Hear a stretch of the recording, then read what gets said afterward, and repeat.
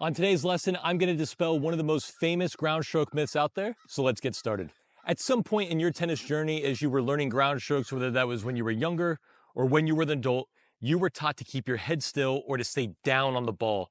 But the funny thing is, I just went to the US Open and took videos of all the players there, and none of them stay down. They actually all lift as they're hitting. So I got a video right here of Felix Auger-Aliassime. He's coming in on an approach shot, and you can see he loads his leg, but as he's hitting, his head actually elevates. He's rising into the shot. Here's another example, Diana Yastremska. Look at her as she loads her right leg, but then she's lifting into the ball. Her head is rising on the stroke. And last but not least, Alex Zverev, same concept. Loading on the outside leg, lifting his head as he's hitting the forehand and generating that topspin. So why do pros do this? And why do good amateurs do this?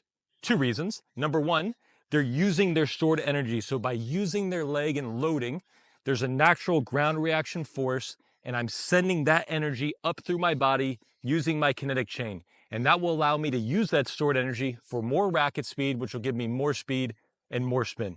But number two, and more importantly, tennis is a lifting game. I am trying to lift the ball over the net.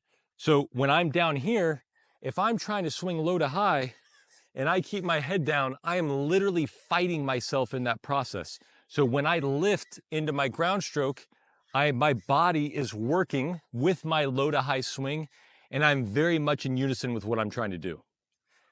Now, with all this being said, keeping your head still is excellent advice. So even though my head might be rising a little bit in the shot, it is very much staying on the ball and staying controlled. So when I load here and I'm popping up a little, I'm still on the ball. I'm not pulling off to my left or to my right. The other thing is pros don't lift on every single ground stroke. And one common thing that I see them stay down on is when someone hits very, very low and very fast and deep. And so they might get down here and they might just stay on that ball a little bit. Now, technically at some point they're going to lift a little bit, but they really are staying much lower than they would on a normal shot. And that's just because the ball is so low and so deep that you actually can't lift as you're hitting it. If you take out that exception, you will notice most heads rise whenever they're hitting the ball. So how can we train this? Number one, simple shadow strokes. Whether you're stepping in, we can sit and lift.